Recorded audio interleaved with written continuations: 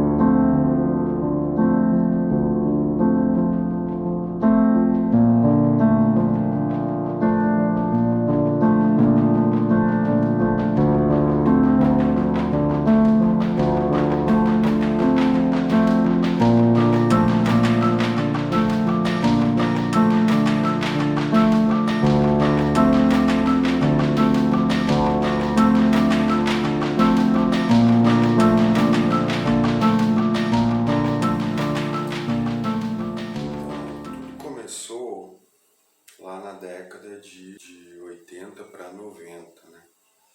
Mas eu gosto de contar que as minhas primeiras professoras de dança foram as minhas irmãs, porque desde a infância, ali pelos meus 10, 11 anos de idade, eu costumava acompanhar minha mãe a levar as minhas irmãs ao balé. E aí foi quando esse universo da dança se apresentou para mim. Tinha uma academia de ginástica, de jazz, que chama Academia Boa Forma, ficava na Avenida Cis Brasil. Hoje ela não existe mais, que se tornou, né, o Estúdio Susana Dávila, que é uma das referências do jazz dance em Porto Alegre.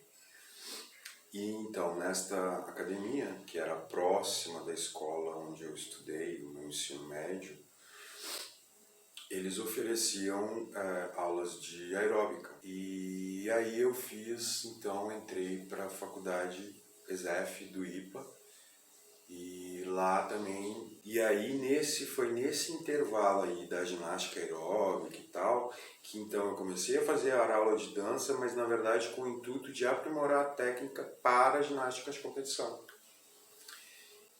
Então aí eu comecei a fazer aula de balé, aula de jazz com Susana Dávila e com Walter Aires, que na época estava vivo e era a grande referência do balé clássico aqui, além de outros profissionais, é claro, né? Depois teve esse momento aí da ginástica, e também foi um momento, eu estando na faculdade de Educação Física, que eu comecei também a dar aula. Então o meu interesse começou também esse lugar do professor, né? Que dava aulas tanto de ginástica aeróbica quanto de jazz. Do grupo Transforma, né, que era o grupo profissional, que também foi um momento importante, porque a gente teve uma gestão do Arno Ludwig, que foi o cara que chegou pra gente e falou: vamos fazer DRT, vamos organizar aquela coisa do grupo amador, né? Vamos organizar esse grupo. E aí os bailarinos todos prestaram o exame para fazer o DRT, então foi também um outro marco, né? Pensando nesse lugar da profissionalização do profissional. A gente não era um grupo que tinha salário, mas quando a gente dançava bastante e viajava muito pelo interior do estado também, né? Então, dentro da escola da Susana, que ela sempre trazia profissionais, muitos profissionais. Então, eu lembro que pelo menos de 1 a 2 vezes ao ano ela sempre trazia um professor vindo de São Paulo, que normalmente estava assim, era o cara ou a mulher que estava se despontando na época, assim, né? Que tinha um tipo de proposta de trabalho diferente. Então eu lembro que ela trouxe o Charlie Linhares, que é um cara sensacional, assim, um cara que tinha um jazz, ele parecia um gato se mexendo. Era muito interessante o trabalho dele. E a grande assim, inspiração para mim foi Rosângela Scioli. Rosângela me apresentou assim, duas possibilidades. Uma, ela era bailarina do Raça, então foi através dela que eu vi um dos primeiros espetáculos do Raça e que eu fiquei encantado e falei, nossa, é isso que eu quero para minha vida. E depois, num segundo momento, quando ela veio, ela estava estudando a técnica clausiana, e aí ela veio já com um segundo momento, com um curso completamente diferente daquele jazzão, né? Então ela foi a primeira vez que eu peguei uma bacia, um osso de uma bacia, e aí ela veio já com essa proposta da educação somática, né?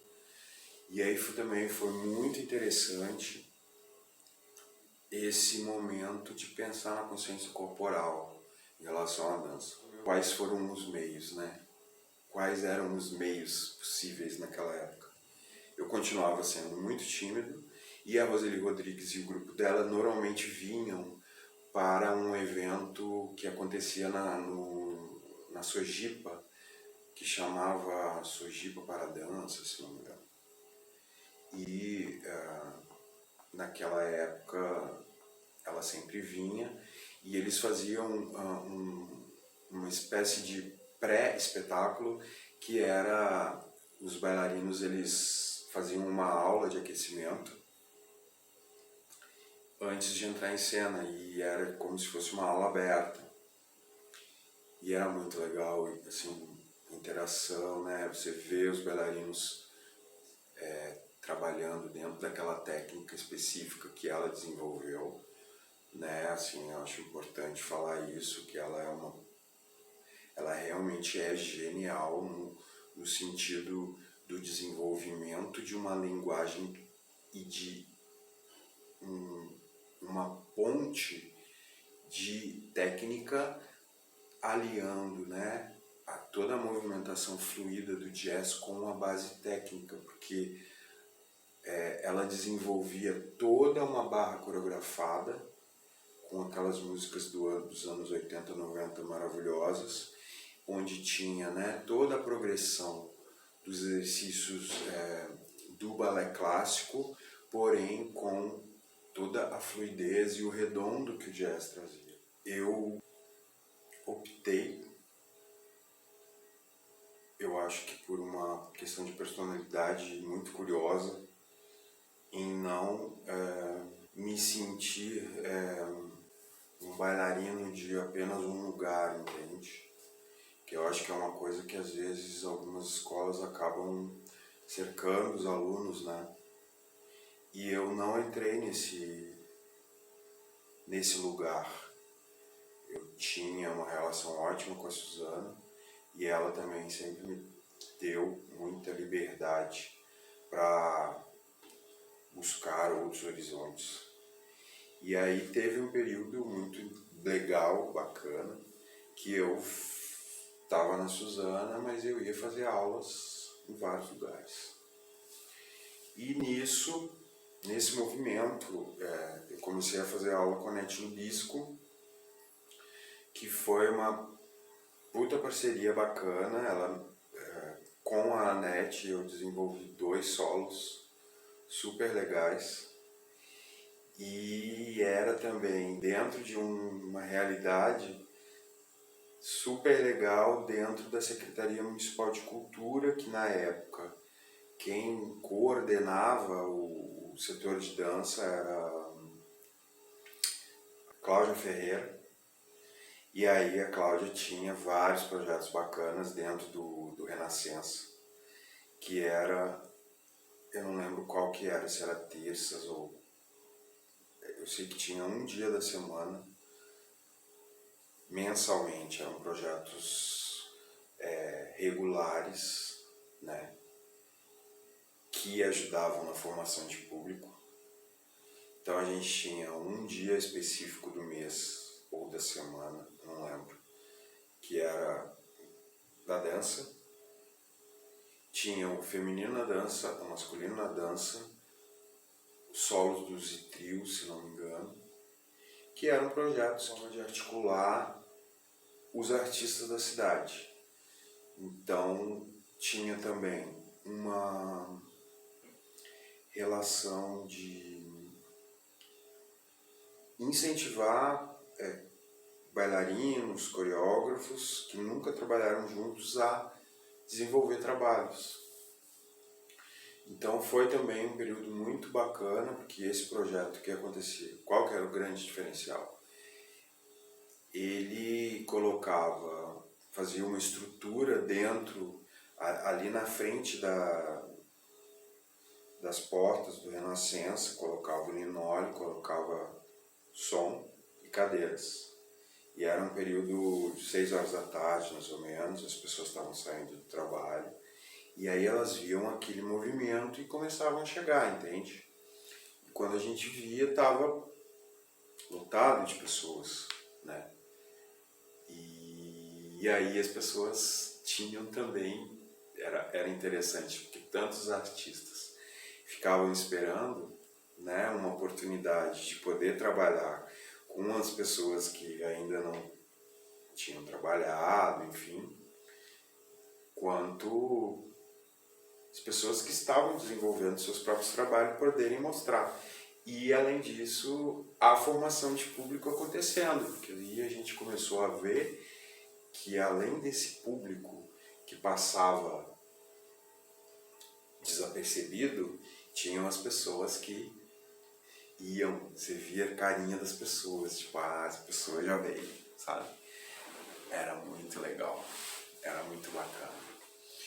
E aí foi nesse lugar que eu, então, conheci a Andréa Druck, e aí também desenvolvi alguns trabalhos com a Andréa, foi assim, um momento também dela me introduzir um pouco, meio que na dança moderna. Ela estava desenvolvendo um trabalho mais de dança contemporânea, e foi um momento muito legal assim da minha carreira. Na época o meu pai tinha comprado uma câmera, e aí a primeira solução que eu consegui pensar, né, para chegar perto daquele universo foi: eu cheguei para a Roseli e perguntei se eu poderia filmar a aula. E aí ela deixou eu filmar a aula.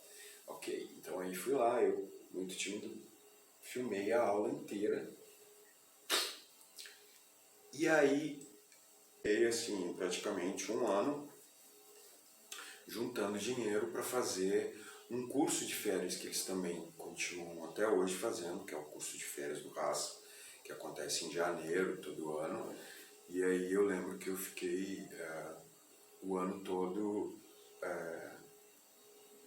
guardando todo o dinheiro que eu ganhava para poder fazer, então, essa viagem, pagar o curso e tudo.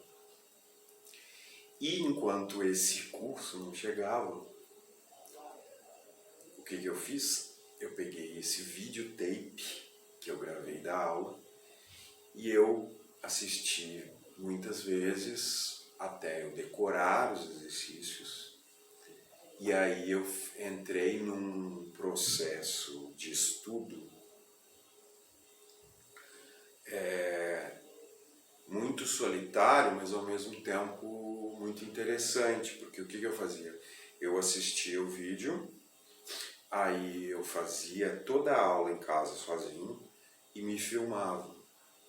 E aí depois que eu filmava, eu me observava, e aí com a imagem que eu via, eu fazia a minha correção, eu mesmo me corrigia para tentar chegar naquele movimento, né? Naquela fluidez, assim, como se fosse uma preparação para eu chegar em São Paulo. Eu saí de Porto Alegre, eu tinha 18 anos de idade, botei minha mochilinha nas costas e fui num primeiro momento para fazer o curso de férias e voltar. Só que chegando lá, eu conheci diversas pessoas, e na primeira semana uma professora que tinha uma escola de dança em Guarulhos me chamou para dar aula na escola dela. E aí eu falei: nossa, vamos lá. Aí eu aceitei esse primeiro trabalho, e esse primeiro trabalho foi o estopim para eu dizer, olha, para minha família, né? Olha, eu vou ficar um período muito curto, né? Assim, eu morava dentro do Rasa, porque a Roseli era uma pessoa muito generosa. E então eu morava dentro do depósito de figurinos que eles tinham. Eu comprei um colchãozinho e aí, quando chegava a noite, eu descia o meu colchãozinho e dormia. No outro dia eu levantava o meu colchãozinho e seguia, né? A gente tinha as aulas de manhã e aí foi aquele momento de relação para tentar entender aquela técnica, né? E aí foi muito bacana, porque aí dentro desse universo do jazz dance em São Paulo, apesar da companhia não ter um salário, porque também naquela época a gente não tinha da forma como existem, né, as políticas públicas para a manutenção dos grupos, a gente tinha um tipo de remuneração que era o cachê quando algum evento pagava. E aí, para você sobreviver, você tinha que dar aula, né? E aí tinha também esse universo das bandas em São Paulo, na época, tinham muitas bandas musicais que faziam bailes de formatura, e sempre tinha um balé com algumas peças específicas de algumas músicas. Então esse também foi um segundo trabalho que eu consegui em São Paulo, que a gente rodava praticamente o interior de São Paulo todo final de semana, fazendo esses shows das bandas. Eu não vou lembrar o nome da banda na época. E aí era uma turma do Raça que fazia, sabe? E aí a forma como a gente ganhava, né, assim, o sustento, assim. E aí tinha esse universo todo, né? Tinha esse universo do show, dentro dessa coisa do show começou a ter também um movimento dos grupos e dos artistas sertanejos começarem a introduzir os balés nos shows. Então aí eu fiz, também dentro desse universo, fiz o primeiro show do Chitãozinho Chororó com uma galera, foi um grande evento. Depois eu fiz Sula Miranda. Foi um movimento mesmo que aconteceu entre os artistas de começarem a contratar bailarinos para estarem nos shows deles, né, nos shows. E aí nisso eu também peguei meu segundo trabalho com carteira assinada no SBT de São Paulo, porque uma das coreógrafas que fazia esses shows chamou um pessoal para estar ajudando eles no programa do Gugu Liberato, quando ele tinha aquele programa de domingo. Então a gente também ficava, né, disponível para a programação de acompanhar os artistas que vinham com alguma música. Então a gente tinha alguns ensaios durante a semana sobre as músicas dos artistas que estavam programados para participar daquela gravação, né?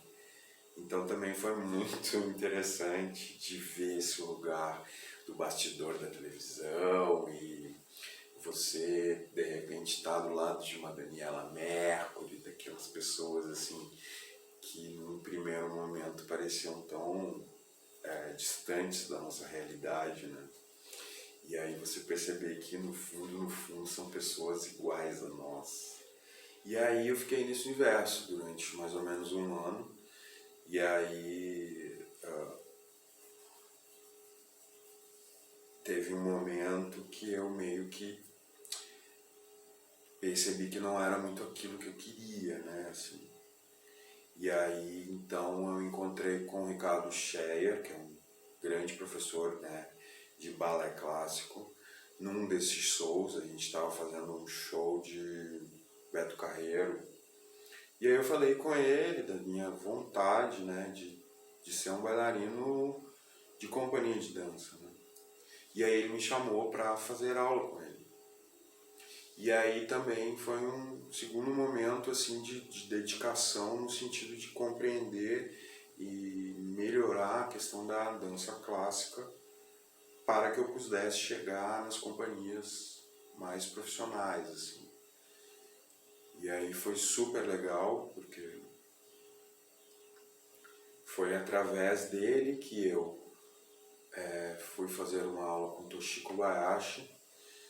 Nisso, Mário Nascimento ligou para Toshiko Bayashi para saber de algum bailarino, porque ele estava trabalhando como assistente de direção da Uda Bittencourt, da Cisne Negro. E aí a dona Uda falou de mim, ele me ligou no dia seguinte, perguntando se eu tinha interesse, e aí foi também um primeiro trabalho numa companhia mais profissional, assim, né? Como com salário e tal, né? E além disso também a grande experiência que eu tive, porque o Cisne Negro era uma companhia sem coreógrafo residente e com um rigor, né, muito enfocado na questão do balé clássico. Então eu tinha aula de balé clássico todos os dias. O período que eu estive lá, ela tinha chamado um russo, Andrei Kudielin, para trabalhar com os bailarinos. E além disso, a gente fazia todo final do ano aquela temporada grande de quase 2 meses de O Quebra-Nozes. Então era breu e muita relação durante um período, né? E aí, depois disso, teve a ida para Belo Horizonte. Que aí o que aconteceu nesse... que também foi uma surpresa, porque assim, eu conhecia o Grupo Corpo, mas não era um objetivo assim, muito claro, sabe? E aí foi uma oportunidade que se apresentou para mim, porque um dos meus colegas tinha comprado uma passagem para fazer uma audição em Belo Horizonte e no meio do caminho ele desistiu. Uma colega minha pegou no final no meu ouvido e falou: olha, fulano desistiu de ir, tem essa passagem, você não quer ir? Eu falei: olha, vamos lá. E aí foi uma confusão, porque eu tive que correr atrás do aeroporto, na época chamava VASP, nem existe mais. Cheguei assim no último segundo de muito tempo, companhia aérea, para poder trocar, né?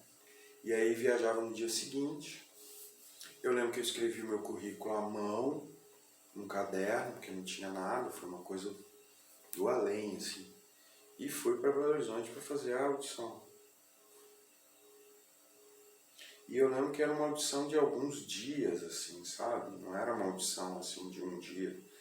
Eu não lembro, foram 3 ou 4.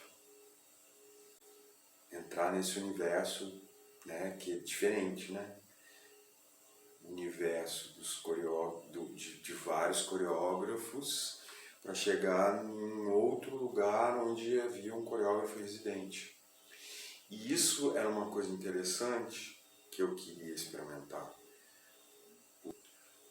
Será que na companhia com o coreógrafo residente há um rigor, né, e um respeito em relação à forma como este coreógrafo criou a peça, que era uma coisa que eu não via, por exemplo, em outros lugares. Né, assim, eu sentia que existia um frescor que acontecia enquanto o coreógrafo estava no momento da criação da peça, mas quando o coreógrafo ia embora e vinha o cotidiano dos ensaios, muita coisa ia se perdendo no meio do caminho, sabe? E isso não tem a ver com, não é julgamento de valor em relação à pessoa que está coordenando o ensaio, é uma questão natural. O coreógrafo se foi, e uma parte do que ele deixou ali acaba se perdendo mesmo, entende? Então, o meu interesse no corpo estava nisso, em querer entender como que era isso, uma companhia onde o coreógrafo estaria ali todo dia. E foi muito interessante, assim, vivenciar isso. Eu fiquei durante 9 anos lá. Viajei pelo mundo todo com a companhia, foi, assim, aberturas de janelas e possibilidades incríveis. No próprio núcleo do Grupo Corpo, tinha um grupo experimental dentro da escola, né? O Corpo tem a escola de dança também. E aí, nesse grupo, alguns bailarinos começaram a coreografar. E aí eu comecei a coreografar, Diogo Lima, que entrou comigo, também começou a coreografar, Sandra Santos começou a coreografar, Matias Santiago começou a coreografar. E aí começou a surgir um núcleo, então, onde os próprios bailarinos podiam desenvolver os seus trabalhos coreográficos. E aí foi super interessante também, foi um período muito rico de descobertas, possibilidades, né? Aí foi nesse grupo que eu conheci Cláudia Lobo, que foi uma grande parceira de trabalho durante muito tempo.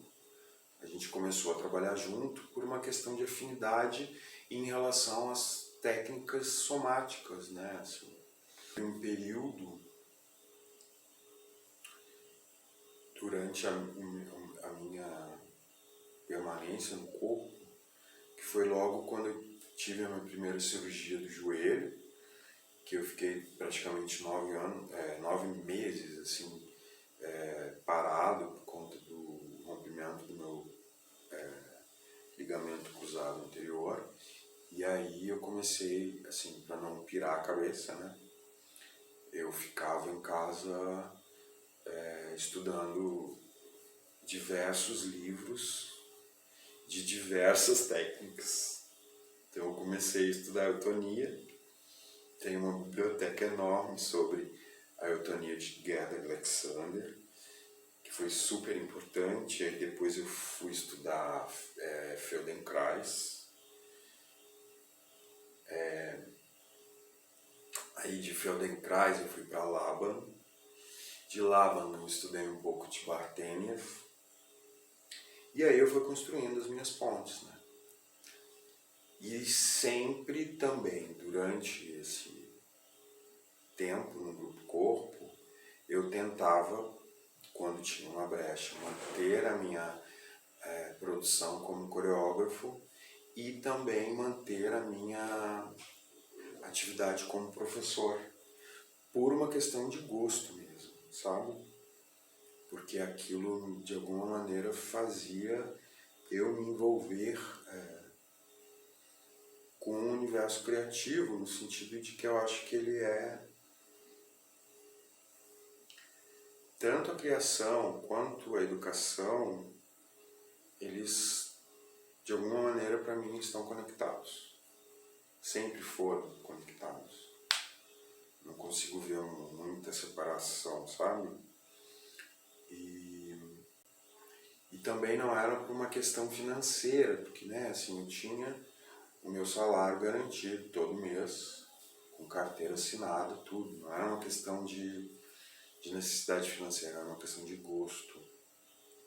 Quando eu viajava com o corpo, o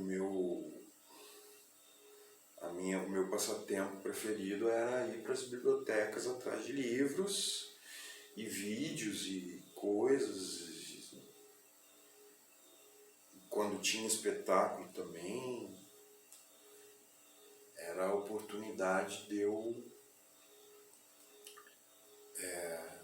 entrar em contato com a produção europeia. E tinha a produção da Meio Artistas Associados, que chamou-se durante um tempo, que era eu, Cláudia Lobo e Edson Bezerra, que foi quando a gente fez um primeiro trabalho juntos, que chamou-se Referências, que era justamente uma brincadeira de algumas referências que faziam sentido pra gente na época. Então tinha uma primeira cena que chamava Para Anne, que foi meio que uma carta que eu escrevi para Anne Thérèse de Kersmacher, e que essa carta não foi entregue, que na verdade eu tentei entregar a carta, mas eu não sei se essa carta chegou para ela, falando da minha admiração, enfim. E aí então eu resolvi fazer uma carta coreográfica para ela. Então esse foi o primeiro solo que eu desenvolvi e cheguei a dançar em vários eventos. Eu lembro que na época tinha o Festival Nova Dança em Brasília, quem fazia isso era o Giovanni Aguiar. Do meu e Cláudia Lobo, que na verdade a coreografia era de Cláudia Lobo, e aí eu aprendi a coreografia, né? E aí depois eu sugeri assim, um outro tipo de organização temporal com o material coreográfico dela, e aí finalizava com um trio que era eu, Cláudia e Edson, que aí tinha a ver com os experimentos que a gente teve com Jordi Cortez Molina, que era bailarino do Deviate na época, e ele trabalhou uma coisa muito interessante sobre contato e improvisação, e também sobre alguns dispositivos que de alguma maneira faziam parte do Deviate, né? E também foi muito bacana, que a gente teve uma crítica muito legal no Marcelo Castilho Velhar na época, foi muito interessante. E aí nesse núcleo a gente desenvolveu alguns trabalhos juntos. Depois o Edson Bezerra saiu do Grupo Corpo, voltou para Brasília. Eu e Cláudia continuamos por um certo período, mas aí depois também não conseguíamos, né, assim, essa questão do apoio, né, o apoio das políticas públicas. E aí a gente acabou não dando continuidade com o trabalho, e aí fomos a nos reencontrar em 2010, dentro da Companhia do Palácio das Artes, quando ela era assistente de direção, na época Sônia Mota. E aí Sônia Mota estava precisando de um bailarino e me chamou, porque eles estavam remontando um espetáculo que chamava 22 Segredos, e ela estava sem bailarino. E aí eu fui, e aí entrei para esse outro universo diferente, de uma companhia extremamente madura, no sentido, né, assim, os bailarinos são incríveis. Eu olhava eles assim e eu falava, nossa senhora, sabe, assim, a integridade, a presença, era muito impressionante. E além disso, esse lugar do coletivo criando, né, porque é uma companhia de bailarinos, pesquisadores, intérpretes, com voz ativa dentro das criações. Então, entrei na Companhia do Palácio das Artes, nesse universo do bailarino com voz ativa nas criações. Sônia Mota era uma diretora extremamente generosa, porque foi um período, eu acho, muito importante para a companhia de dança. Foi meio que um marco, assim, sabe? Porque eram bailarinos muito criativos, todos, e ela foi uma das diretoras que, além de promover um momento de troca com muitos artistas interessantes e importantes, a gente fazia em torno de 6 a 7 workshops por ano, com várias pessoas interessantes, de todos os tipos de técnicas de dança e linguagens. Então foi um período muito produtivo também e efervescente para todos os bailarinos, porque a gente pôde realmente compartilhar com esses artistas visões e ideias, às vezes completamente divergentes, né? E também foi um momento de fazer muitas experimentações, assim, porque a gente fazia muitas ocupações performáticas, que ela chamava na época, fazer um espetáculo itinerante, utilizando do teatro como um todo. Então,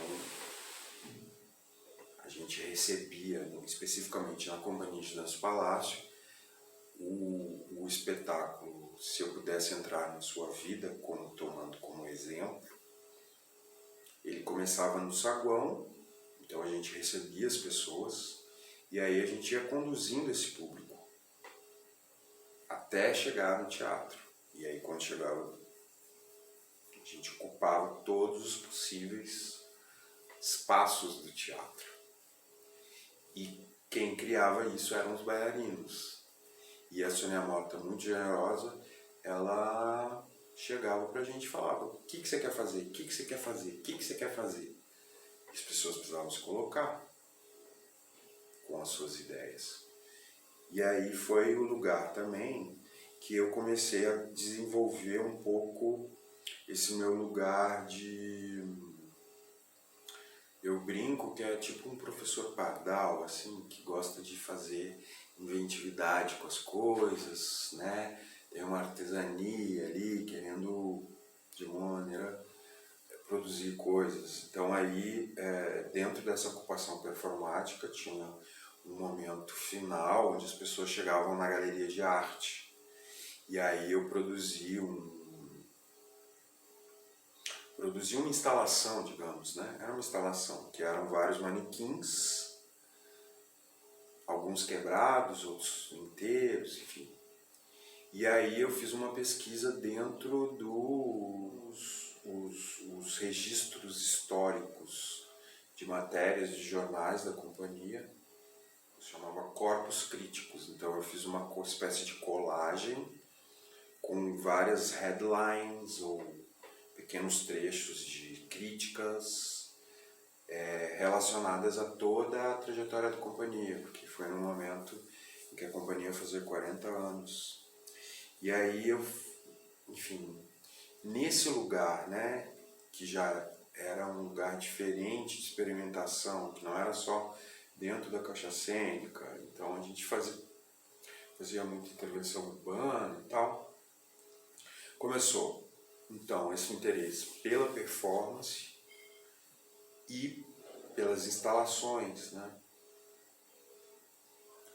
Eu e Lina Lapertosa, durante um período, a gente fez uma espécie de grupo de pesquisa específico para performance. A gente desenvolveu uma cena super interessante, que eram dois palhaços que faziam uma intervenção. A gente fez essa intervenção no Museu de Inhotim, dentro da companhia por 3 ou 4 anos.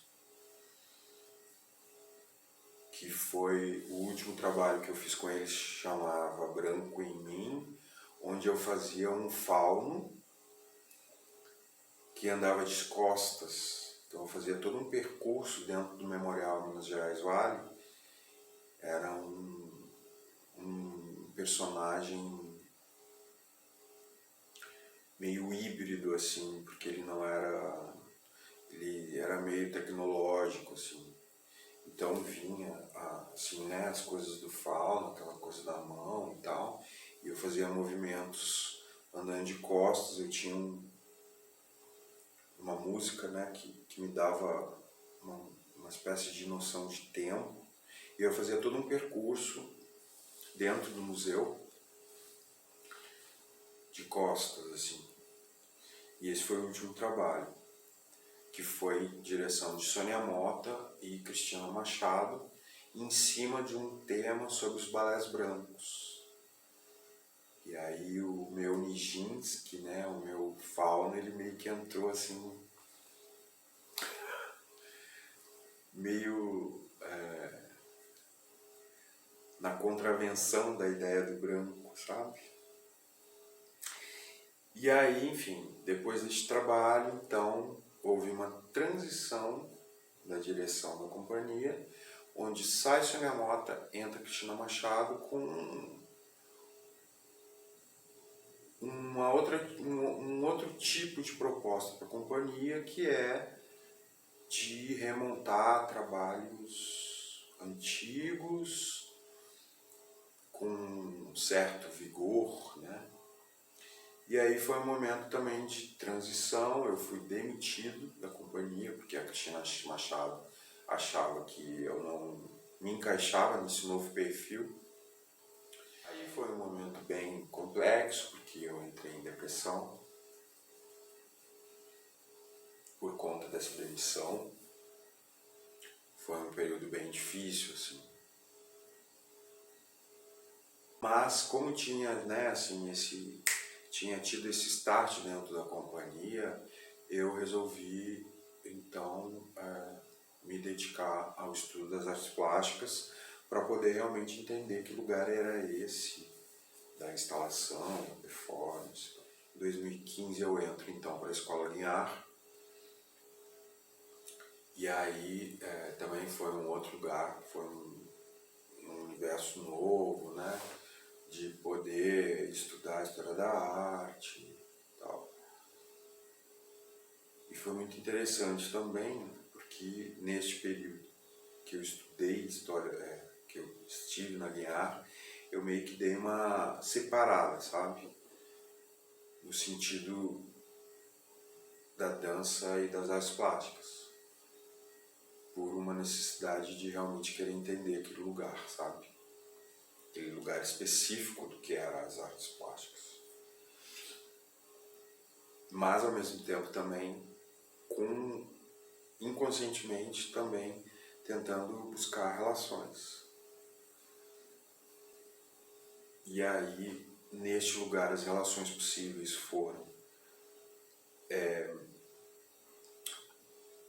entender a performance com as disciplinas de performance que o Marco Paulo Rola, que é um dos grandes artistas, né, que teve contato inclusive com a Marina Abramovic nesse período recente, onde ela esteve conduzindo, né, uma residência em São Paulo.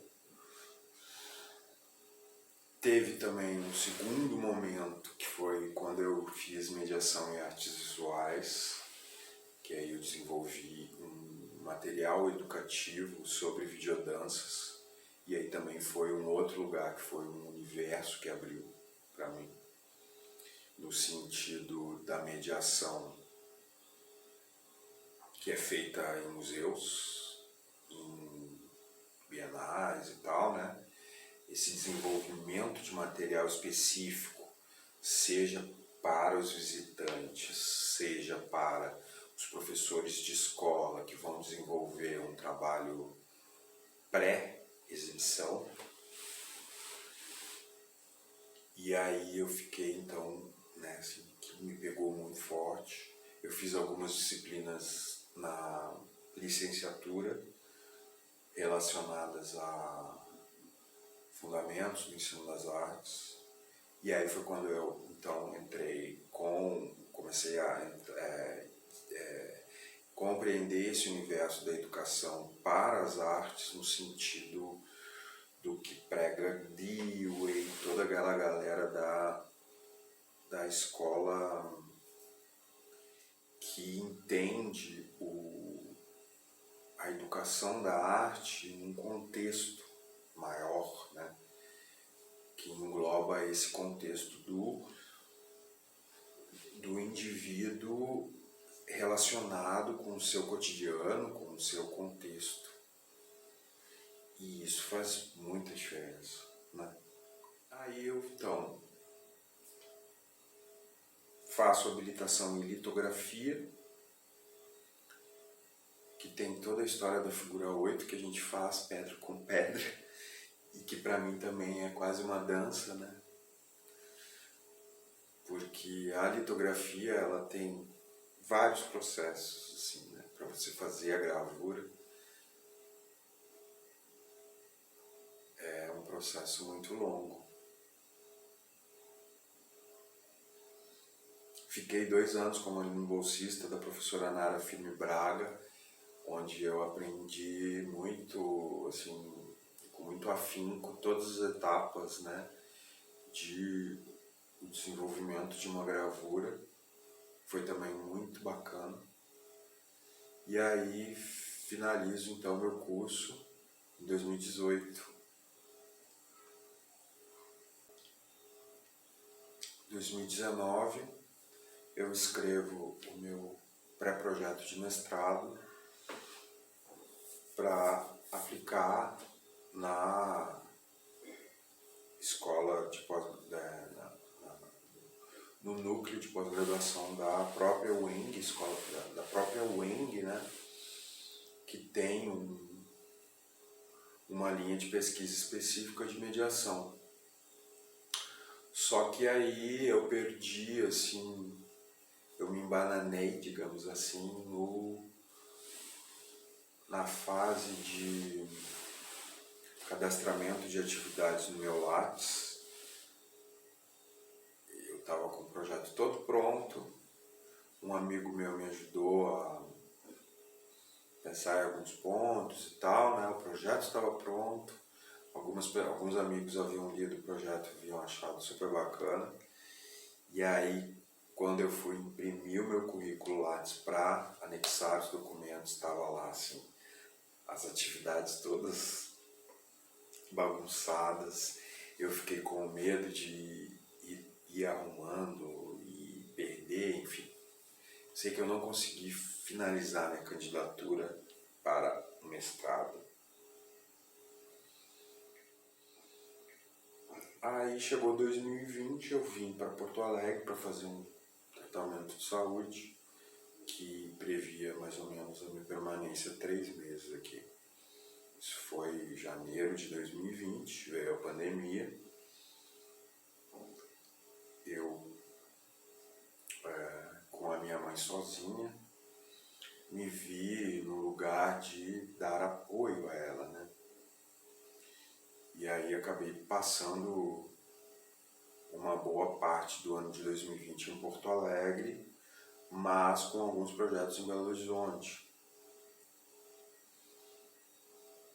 E aí, quando chegou o final de 2020, teve a oportunidade de escrever um projeto para a LAB no estado de Minas Gerais, que foi um movimento muito importante, tanto do CONSEC, que é o Conselho Estadual de Cultura de lá, quanto a Fundação Cláudio Salgado, desenvolveram um trabalho muito bacana de desenvolver os editais. E aí nesses vários editais que foram lançados, havia um que eram bolsas de criação para artistas.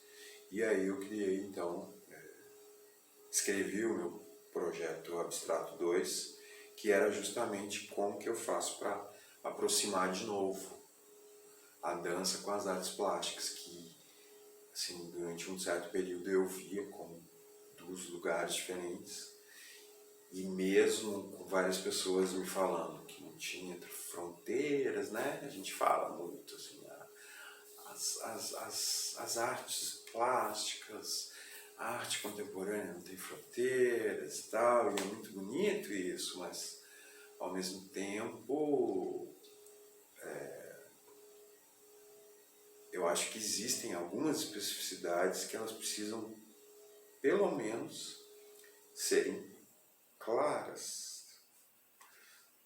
Mas enfim, não vamos entrar nesse assunto, é complexo, né? E aí foi a oportunidade que eu tive, então, de poder, né, assim, com todas as dificuldades da pandemia, poder, então, me dedicar a um processo de pesquisa que foi muito intenso, porque foi uma residência artística que eu fiz compartilhado no Instagram e que tinha também esse lugar da mediação. Porque eu passei também o ano de 2020 todo estudando marketing digital e aí eu vi assim, dentro de uma categoria específica do marketing digital, que é o marketing de conteúdo, onde o objetivo do marketing de conteúdo é você educar o seu cliente ideal. Eu aliei esse conceito de educar junto com o conceito de mediar. E aí, durante todo o processo da minha residência, além de eu compartilhar, né, assim,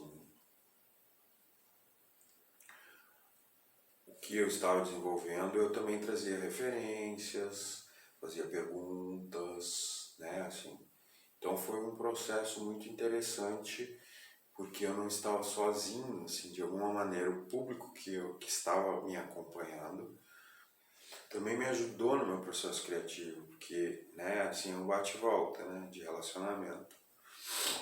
E aí tem muita coisa, por exemplo, que está na performance, que não estaria se não tivesse tido essa abertura de janela, né? E aí foi muito interessante todo esse processo, porque eu utilizei do marketing de conteúdo. Eu utilizei do marketing de conteúdo e desse lugar de mediação também com um certo cuidado de não, além de não revelar o trabalho, né?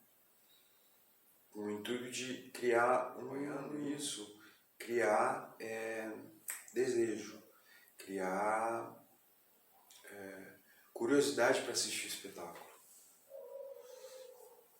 E foi muito interessante, porque o que acabou acontecendo foi, eu não tive nenhum apoio da imprensa, mesmo conseguindo organizar um bom press kit, né, assim, tinha fotos, tinha teaser, tinha os contatos, eu não consegui nenhuma matéria. E somente com o marketing de conteúdo que eu fui fazendo diariamente, né, porque é um trabalho exaustivo também, de ter uma regularidade de postagem, tanto o meu público foi aumentando, quanto eu consegui uma boa audiência. Então eu acho isso importante, sabe?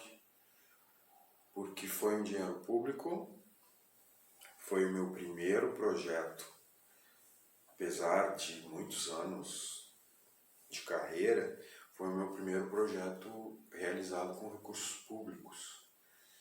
E eu tive um ótimo público, pensando num projeto de um artista independente que não teve condições de ter uma assessoria de imprensa, porque o valor da bolsa era um valor, né, assim, muito menor do que uma grande produção, um projeto que seria, né, uma produção de espetáculo. Então eu fiquei muito contente assim, com o resultado que eu consegui através de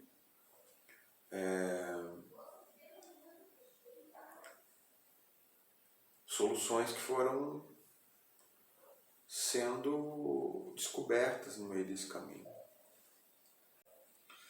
E hoje eu continuo mantendo alguns projetos em Belo Horizonte e alguns projetos em Porto Alegre. Melina Baumgarten, junto com a Caru Arizio, me chamaram para ser um artista residente da Casa Brasileira da Dança, que é uma plataforma online onde pretende-se ser um espaço de acolhimento de professores de diversas linguagens para oferecer as suas aulas, ou os seus workshops, ou as suas oficinas. E eu continuo também dando aula em alguns espaços, no momento online, esperando essa pandemia passar. Quero retomar o meu projeto de mestrado. Estou com vontade de fazer um curso de pós-graduação em dança e poéticas. E é isso. Eu acho que, apesar de todas as dificuldades que a arte encontra, que o nosso momento político se encontra, ainda assim, mesmo passando perrengue às vezes, eu acho que a arte vale a pena, eu acho que a arte é necessária e eu acho que nós, artistas, precisamos, sobretudo, pensar no público que a gente atinge de um modo onde você possa, além de apresentar a sua essência como artista, fazê-lo refletir a respeito das coisas. E isso não quer dizer pensar que os trabalhos precisam ter bandeiras. Eu acho que um trabalho abstrato, como o meu, por exemplo, ele também tem o seu valor, mesmo que não haja bandeira.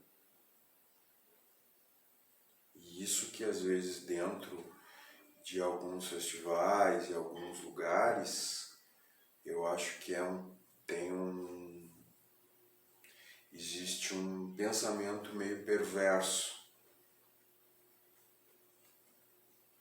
no sentido também de dar a oportunidade ou dar o foco para aqueles trabalhos ou produções que de alguma maneira dialogam com as questões e as causas que estão em voga, digamos assim.